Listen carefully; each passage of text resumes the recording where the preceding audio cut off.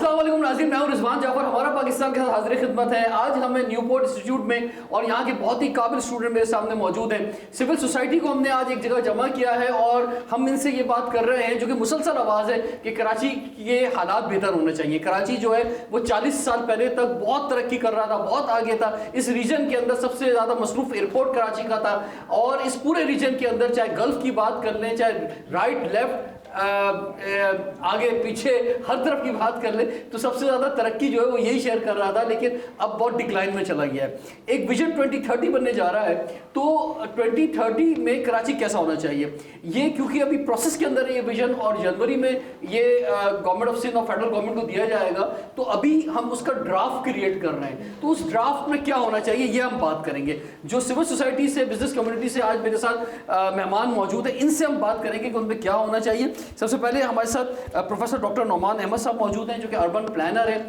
NIT university से आपका ताल्लुक़ है और कराची पर बहुत ज़्यादा काम है। डॉक्टर साहब पहले आप फरमाएं कि क्या समझते हैं कि कितना ज़रूरी है कि सिविल सोसाइटी को भी जगाया जाए कि जनाब कुछ अपना रोल भी अदा करें। वैसे काम तो गवर्नमेंट का है, लेकिन ये जो काविश है इसको किस तरह से देख रहे हैं?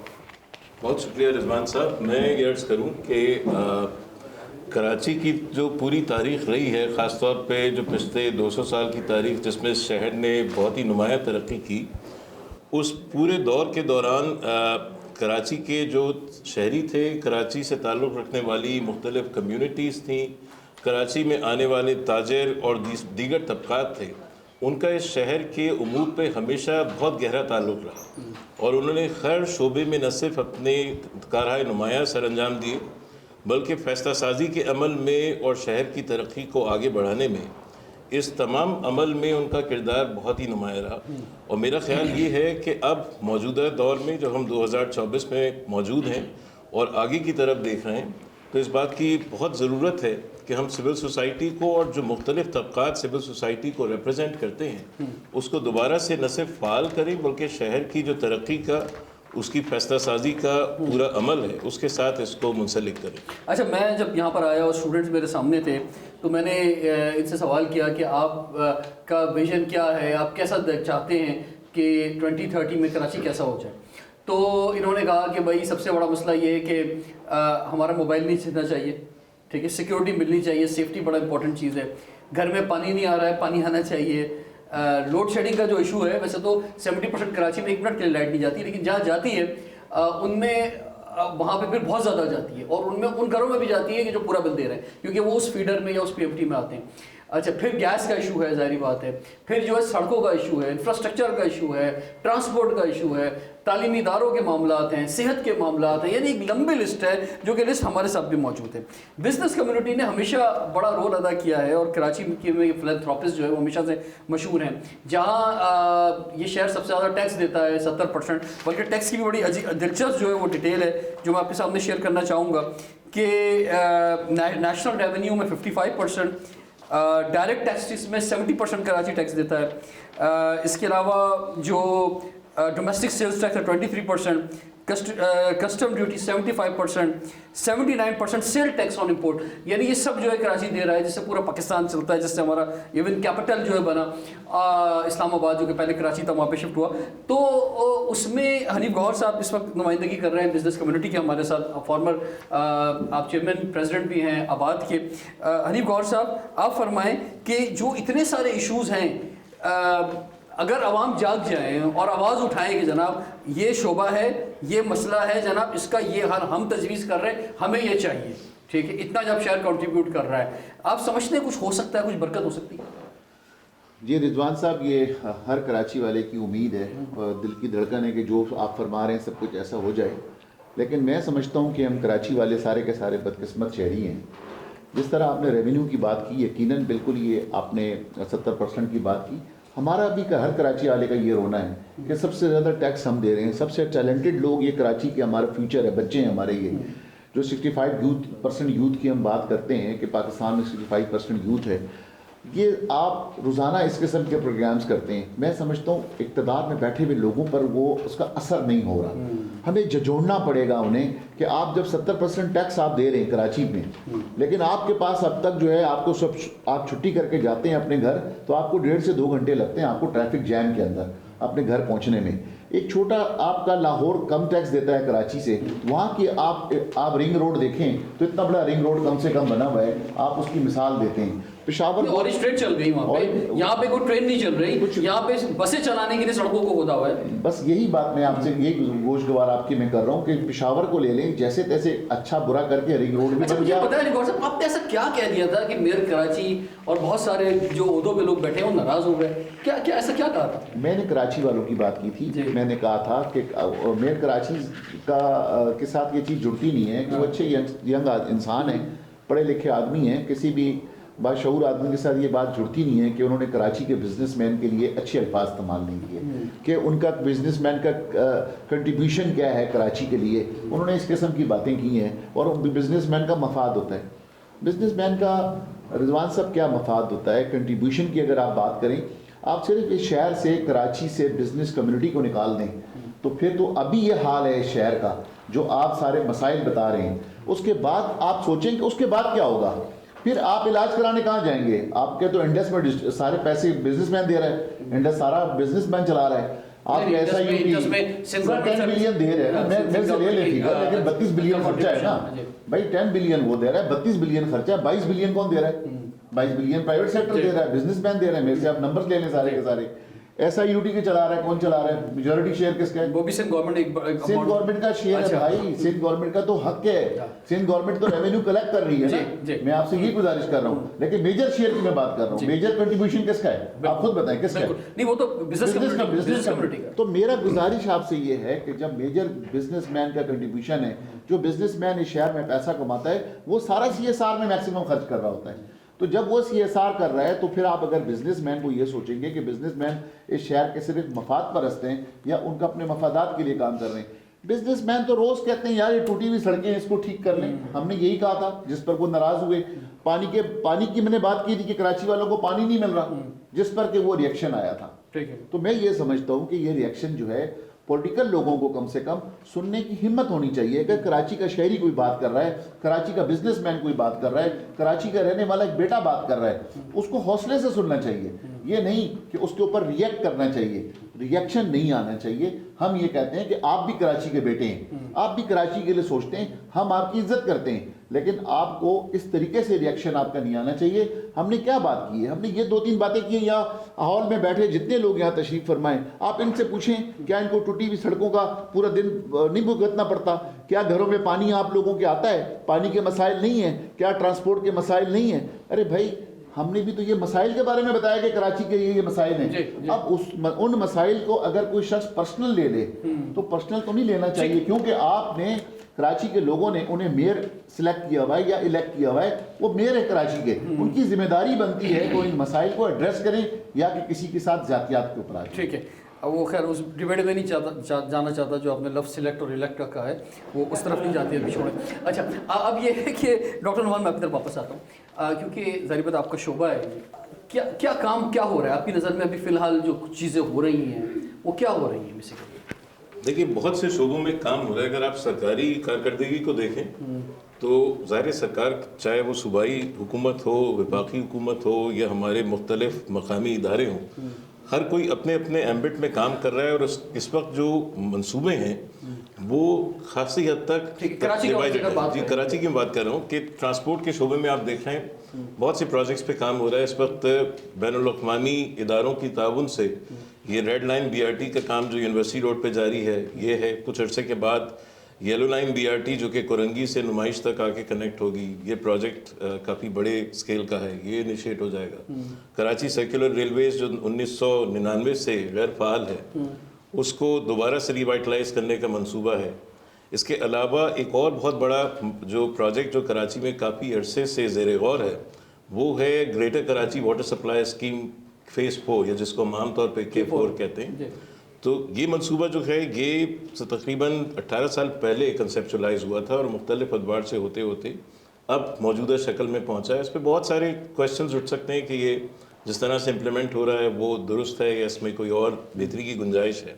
تو یہ تو میجر انفراسٹرکچر کے ڈیولپمنٹ پروجیکٹس ہیں.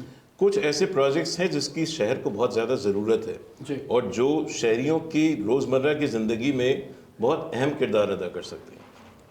ہمارے پاس شہر کی جو اصل حقیقت ہے وہ پچھلے 20 سے 30 سالوں کے دوران بہت بدل گئی ہے.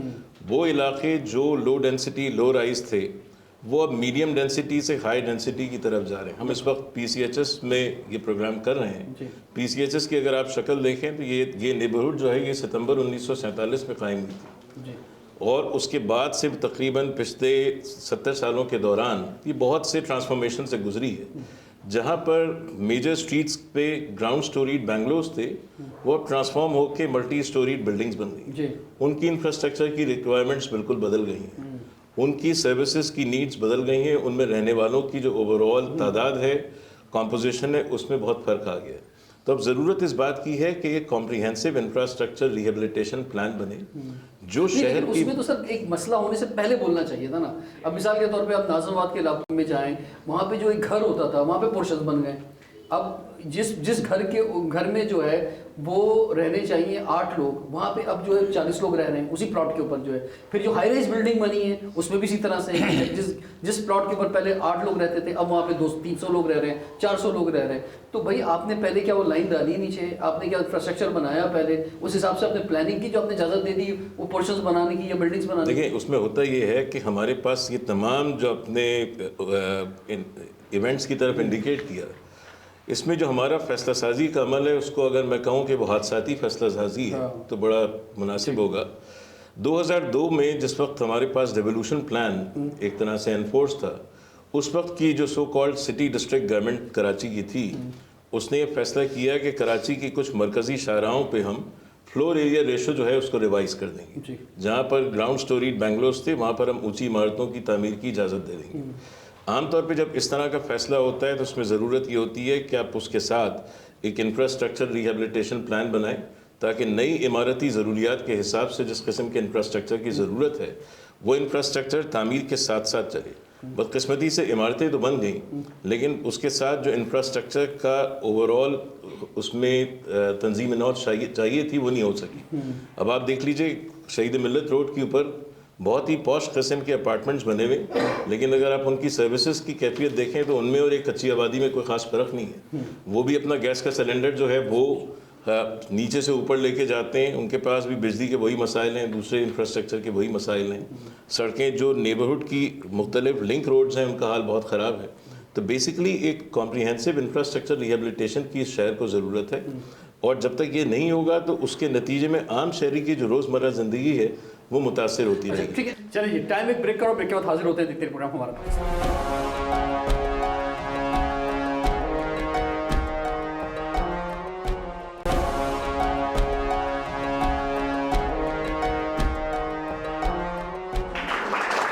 Welcome back. ہمارا پاکستان کے ساتھ حاضر خدمت ہیں. آج ہمیں Newport institute of communication and economics میں علی گوہر صاحب ذرا آپ یہ فرمائیے کہ آپ کا ایریا ہے کہ ہاؤسنگ, پھر نئی سوسائٹیز کا بننا, اس شہر کا تبدیل ہو جانا, پھر یہ پورشنز, پھر ہائی رائز, اس حوالے سے شہر کو کس جگہ دیکھ رہے ہیں؟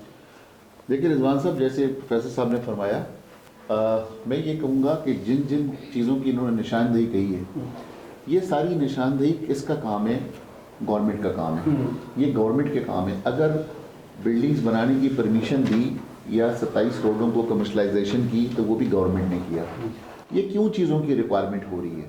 یہ اس وجہ سے کہ گورنمنٹ اپنے کام نہیں کر رہی. میں آپ کو اس کی مثال دیتا ہوں.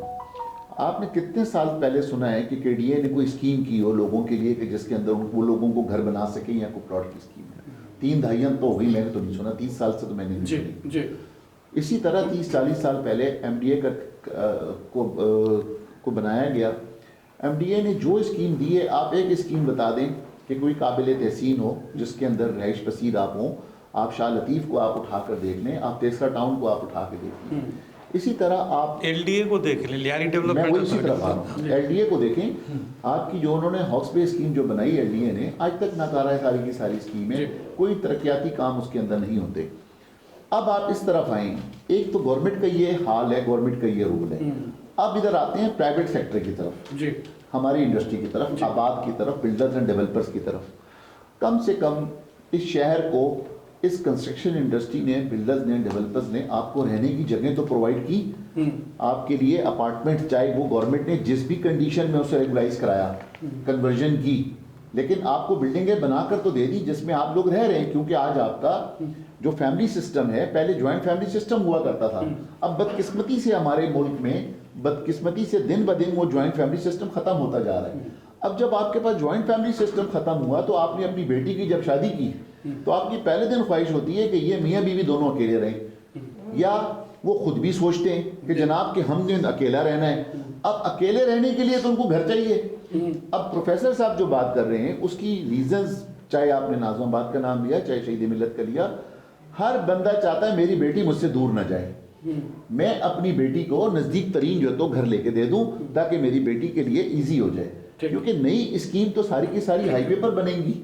اگر پلان بنے گی تو ہائی وے پہ بنے گی، زمینیں تو وہاں پر ہے نا اویلیبل، وہاں پہ ناردرن بائی پاس پہ بنے گی، نیشنل ہائی وے پر بنے گی. کوئی بندہ اپنی بیٹی کو، کوئی ماں دور اپنے سے نہیں کرنا چاہتی، وہ چاہتی ہے نزدیک بن جائے. اس لیے یہ بلڈنگیں ساری بن بھی رہی ہیں، آباد بھی ہو رہی ہیں. اس کے اندر یوٹیلیٹی پرووائڈ کرنا جو سر کو، جو سر نے فرمایا، یوٹیلیٹی پھر کس نے پرووائڈ کرنا ہے؟ ایس ایس جی سی نے کرنا ہے. تو ایس ایس جی سی اپنا کام نہیں کر رہی. ایس ایس جی سی اس کا مقصد ہے کہ گورنمنٹ کا ادارہ ہے، وہ اپنا کام نہیں کر رہی. پروفیسر صاحب نے فرمایا کہ گلیاں ٹوٹی ہوئی ہیں، تو گلیاں سندھ گورنمنٹ کا کام ہے گلیاں بنانا، میر صاحب کا کام ہے گلیاں بنانا جو ان کے پاس فنڈز آتے ہیں. آپ یہ دیکھیں کہ گورنمنٹ اپنے کام نہیں کر رہی، پرائیویٹ سیکٹر اپنا کام کر رہا ہے، اپنا رول ادا کر رہا ہے پرائیویٹ سیکٹر. یہ سارے کام کس نے کرنے ہیں؟ یہ ہاؤسنگ کی پالیسی بنا کر آپ کو گھر گورنمنٹ کا پرووائڈ کرنا ہے. ان کو چاہیے کہ جو انہوں نے اسکیمیں لانچ کی ہیں ان کی ڈیولپمنٹ کا کام کریں، ان کے انفراسٹرکچر کا کام کریں تاکہ لوگ اپنے گھر بنانا شروع کریں. لیٹسٹ کیا صورتحال ہے بلڈرز اور ڈیولپرز کی؟ لیٹسٹ تو جو کام کر رہے ہیں، جو بھی حالات ہیں کراچی کے آپ کے علم کے اندر ہے، مجھ سے میرے منہ سے دوبارہ کیوں کہلوا رہے ہیں؟ میں ان دنوں میں ویسے ہی بہت بول چکا ہوں میں، تو بہتر یہ ہے کہ سب جانتے ہیں کراچی والے بیٹھے بیٹھے میں، ہمارے بچے تو بیٹھے نہیں سارے کے سارے. میں صرف بلڈرز اور ڈیولپرز کی بات کر رہا ہوں، صرف builder and developers. Sir builder and developer ان حالات کے اندر بھی جو یہ کام کر سکتے ہیں، جن میں کوئی برداشت ہے وہ یہاں پر کام کر رہے ہیں، اور جن کی برداشت ختم ہو جاتی ہے 2 گھنٹے کی فلائٹ پہ دبئی ہے، سارے بھاگ گئے ہیں دبئی، سارے چلے گئے ہیں دبئی. یہ حل نہیں ہے دبئی جانا، ترکی جانا، کینیڈا جانا، امریکہ جانا. یہ ہماری ماں ہے، کراچی پاکستان ہماری ماں ہے. آج ہماری ماں کو ہماری ضرورت ہے تو کیا ہم اسے چھوڑ کر جائیں گے؟ کیا ہم بھاگیں گے؟ یہ ہم نے ان بچوں کو یہ نہیں سکھانا کہ آپ نے آج آپ کو اس یونیورسٹی نے پڑھایا لکھایا، آپ کے ماں باپ نے ان کو اتنے پیسے دیے، ان کی فیسز بھری، اور آج آپ جب قابل ہو جائیں تو آپ کہیں کہ جناب میں تو بس میں نے ویزا اپلائی کیا، میں تو کینیڈا جا رہا ہوں، میں تو یہاں جا رہا ہوں. نہیں بھائی، آپ نے پاکستان کی خدمت کرنی ہے. ہم نے جیسے بھی ہے اس پاکستان کو بچانا ہے، کیونکہ یہ پاکستان ہمارا ہے، یہ کراچی ہمارا ہے. آپ نے جس طریقے سے ہمارا پاکستان آپ کا عنوان ہے، یہ ہمارا پاکستان ہے. یہ تکلیفیں بھی آئیں گی، مشکلات بھی آئیں گی، ان سے اس پورے صراط سے ہم نے گزرنا ہے. ان مشکلات کے بعد اس کے بعد ہی انشاءاللہ تعالی حل نکلے گا. وہ کہتے ہیں نا ایک بات کہ گھبرانا نہیں ہے آپ نے انشاءاللہ. اچھا، ویسے تو گھبراہٹ ساری بھول چکے ہیں، کہتے ہیں نا اب جو ہے وہ کوئی نئی چیز آنی چاہیے. ٹھیک ہے، گھبراہٹ کا دور مجھے لگ رہا ہے چلا گیا ہے سر. اب گھبراہٹ کو یاد نہ کریں. نہیں، ملک کے لیے نہیں گھبرانا، ملک کے لیے تو آپ گھبراہٹ کو یاد کر رہے ہیں، لیکن گھبراہٹ کا ٹائم چلا گیا ہے سر. نہیں، وہ تو دیکھیں، وہ تو اللہ تعالیٰ کو پتہ ہوگا، رب العزت جانتا ہے آنے جانے والی چیزیں. تو انما الاعمال بالنیات، اور جیسے کہ اللہ تعالیٰ نیتوں کا حال جانتا ہے اسی طرح گھبراہٹ کا بھی جانتا ہوگا. میں یہ سمجھتا ہوں کہ ہم تو شہر کراچی کی بات کر رہے ہیں اس وقت، ہمارا ٹاپک یہ ہے، ہمیں کراچی کے لیے سوچنا چاہیے. کراچی کے لیے ہم کیا بہتر کر سکتے ہیں، کراچی کی نام کی ہم عزت کیسے دلوا سکتے ہیں کراچی کو. میرے بس میں تو یہ تھا کم از کم کہ میں نے ایئر کراچی لانچ کر کے میں نے کہا یار میں کراچی کو زمین سے لے کے آسمان پہ لے جاؤں. تو میں نے اپنی نئے ایئر لائن میں نے اناؤنس کر دی ہے، اور ایئر کراچی انشاءاللہ آپ کو 5 سے 6 مہینے میں اڑتی ہوئی نظر آئے گی. تو کم سے کم میں نے کراچی کے لیے یہ کام ضرور کر دیا.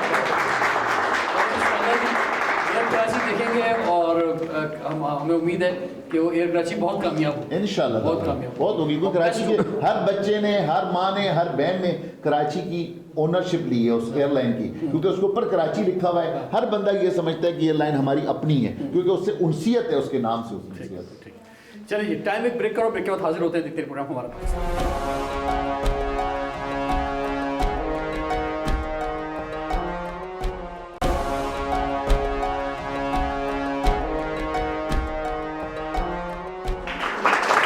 Welcome back. ہمارا پاکستان کے ساتھ حاضر خدمت ہیں. آج ہمیں new port institute of communication and economics میں، اور ہمارے ساتھ کراچی کی سول سوسائٹی موجود ہے.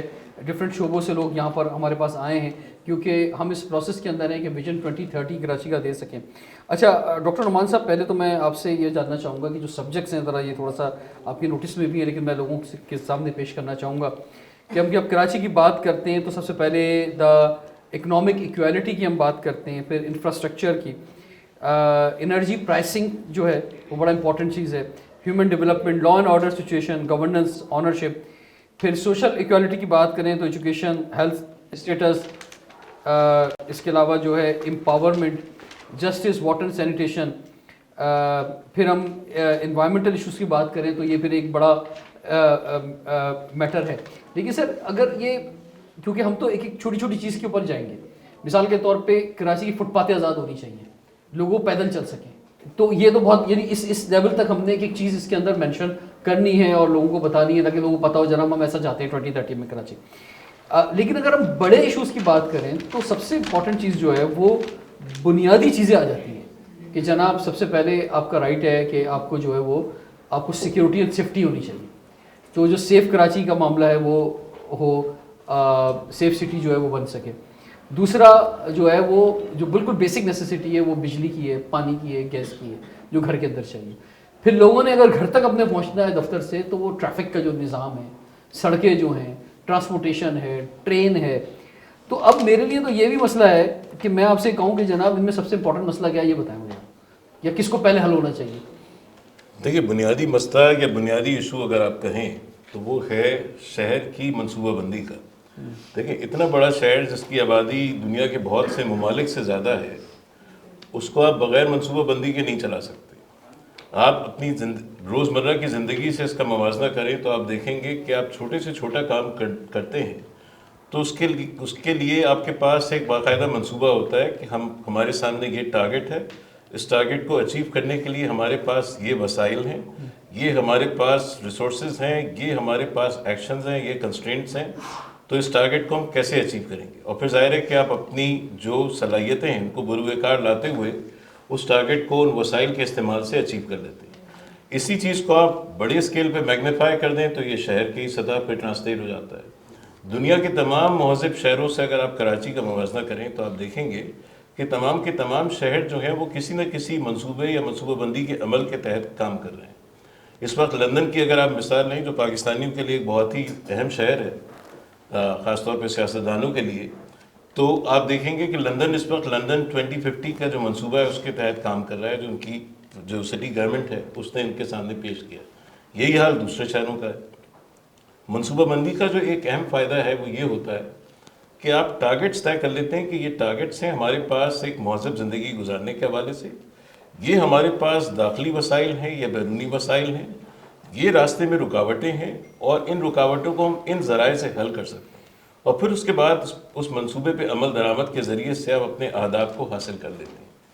پچھلے کئی سالوں سے کراچی بغیر کسی منصوبے کے کام کر رہا ہے. کراچی کے لیے ویسے بہت سے منصوبے بنے، کچھ پہ جزوی عمل درآمد ہوا اور کچھ پہ بالکل نہیں ہوا، حالانکہ ان تمام منصوبوں میں بہت سی کارآمد باتیں تھیں اور شہر کو منظم طریقے سے بہتر طریقے سے چلانے کے لیے اور شہریوں کو بہترین سہولتیں فراہم کرنے کے لیے بہت ہی قابل عمل اور کارآمد تجاویز تھیں.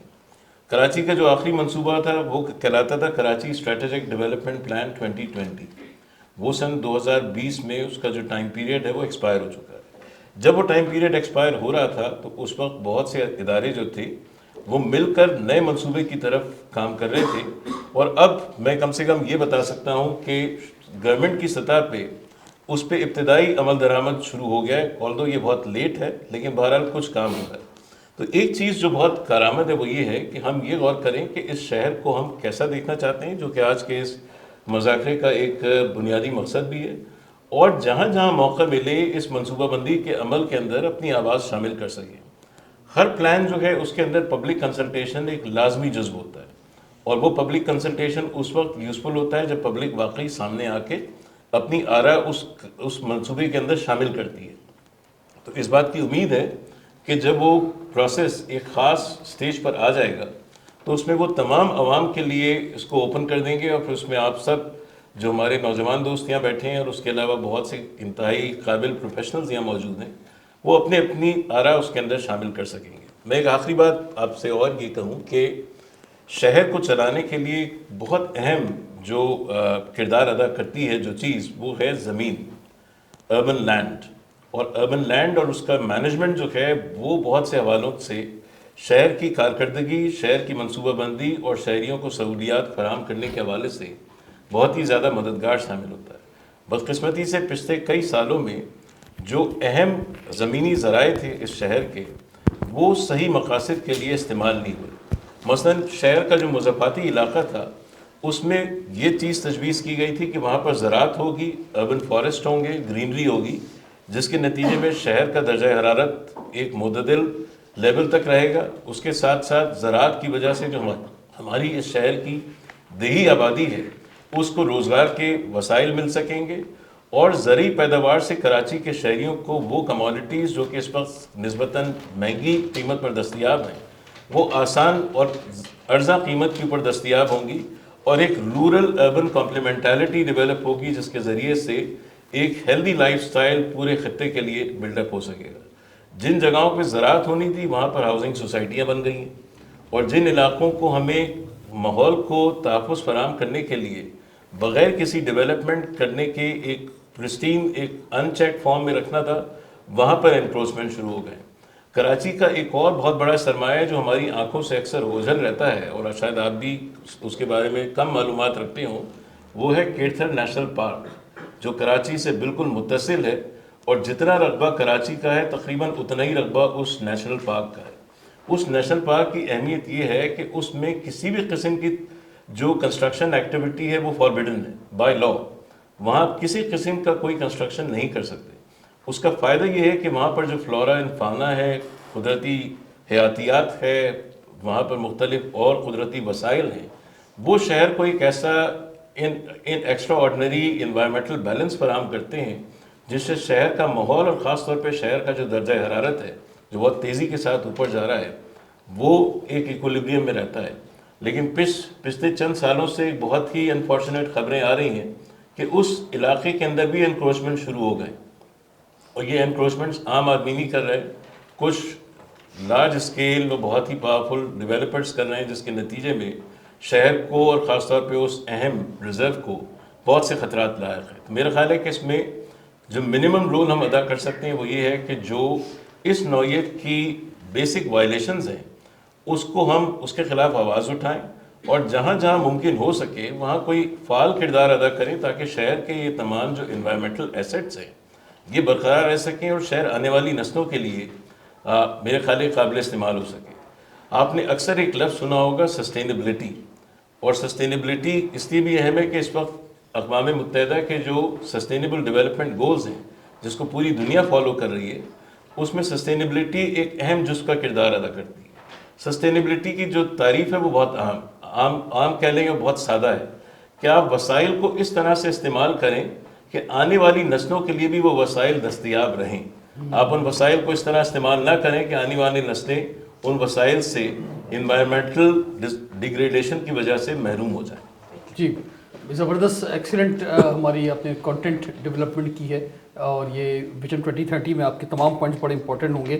اسلم خالق صاحب اور تمام ہمارے جو پینلسٹ موجود ہیں، ظاہر بات ہے آپ سب کا کوئی خاص ایریا ہے جس میں آپ اسپیشلسٹ ہیں یا جو جس کی طرف آپ کام کر رہے ہیں، تو آپ کی وائس کیا ہے جناب آپ کے خاص ایریا کے اندر کہ 2030 میں آپ کراچی کو ایسے دیکھنا چاہتے ہیں؟ بزنس کمیونٹی کو ریپرزینٹ کر رہے ہیں، روٹی انٹرنیشنل کو ریپرزینٹ کر رہے ہیں، اسلم خالق صاحب آپ فرمائیں۔ بیسیکلی ہمارا جو ایک بیسک ہول ہے فائنینشلی کہ کہاں آ رہا، کلیکشن تو کراچی سے ہو رہی ہے لیکن کہاں کہاں لگ رہا ہے یہ ہمیں نہیں پتہ، اور اس میں کتنا لگ رہا ہے یہ بھی نہیں پتہ۔ تو یہ ہمارے آنے والے دور میں ہمیں اس چیز پہ، سر جو یہ پیسے لگا رہے ہیں نا انہیں سب پتہ ہے کہ کہاں کا لگ رہا ہے، کیسے کیسے لگ رہا ہے، اور کتنا کتنا کمیشن کہاں جانا ہے، تو اسی چیز کو تو روکنا ہے۔ یہ ٹرانسپیرنسی اور اکاؤنٹیبلٹی بہت ضروری ہے۔ جی میں اسی پوائنٹ پہ آ رہا تھا کہ جو اس کو آپ نے واضح کیا، تو ان ساری چیزوں کو ہم نے دیکھنا ہے۔ آپ یقین کریں کہ جو ہماری کلیکشن ہے اگر وہ ہمارے شہر پہ ہی لگ جائے تو 2030 نہیں بلکہ وہ اپنے 2-3 سال میں ہی جو ہے اس کے نمایاں رزلٹ آنے شروع ہو جائیں گے۔ اور اس میں یہ انفراسٹرکچر کی ساری وہ آپ کی جو ہے روڈز کا جو ہے وہ سب سے بڑا ابھی ذکر کیا ڈاکٹر صاحب نے وہ پانی کا ہے. ہماری یہ 3-4 ایسی چیزیں ہیں جو ہمیں فوری طور پہ بنیادی چیزیں جس کو جو ہے وہ ملنا ضروری ہے. اور مجھے بتائیں سیاسی نظام ہے جس طرح کی بھی جمہوریت ہے آپ کے سامنے ہے, سیاسی جماعتوں کو چلنا ہے, ایک بینر جو پول پہ لگتا ہے نا وہ بھی 1000 روپے کا لگتا ہے. یہ سیاسی جماعتیں اپنے خرچے کہاں سے پورے کریں گی؟ پھر لوگ الیکشن لڑتے ہیں, کروڑوں روپے خرچ کرتے ہیں, وہ کروڑوں روپے کہاں سے واپس نکالیں گے؟ پھر پورا نظام یعنی ہمارا سیاسی نظام, پھر بیوروکریسی کا نظام, بھائی یہ سب نے مل بانٹ کے کھانا ہے تو سب کچھ شہر پہ لگا دیں گے سارے پیسے ایمانداری سے, تو یہ باقی کا نظام کیسے چلے گا؟ سر آپ یہ نظام خراب کرنا چاہتے ہیں جمہوریت کا. میں آپ اس نظام کو آپ سازش کر رہے ہیں کوئی, یہ سارے لوگوں کے خلاف سر ہے. بالکل بات یہ ہے کہ اب وہ دور جو ہے پچھلا دور ختم ہونے والا ہے. عوام جو ہے بیدار ہو گئی ہے, ینگسٹرز بیدار ہو گئے ہیں سر. یہ ابھی کیا معصوم عوام نہیں دیکھیں, ہم ان کو ڈپریس نہیں کریں گے, ہم ان کے ہاتھ میں علم کا ایسا جھنڈا دیں گے اور یہ یقین کریں کہ آپ لوگ ہی اس پاکستان کو, اس کراچی کو جو ہے آگے لے کے جا ہو سکتا ہے بھائی.